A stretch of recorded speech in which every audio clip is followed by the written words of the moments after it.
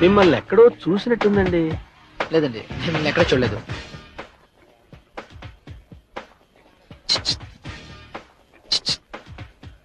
ఏంటి? మీకు ఇంత ముందు కూడా గడ్డ ఉండేదండి? అవును, పుట్టటమే గడ్డంతో పుట్టాను. ఆ?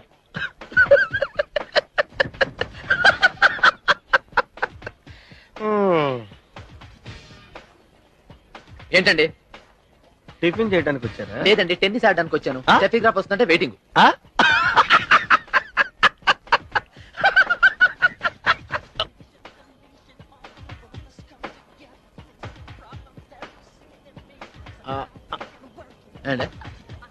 మన దేవురండి. మందా?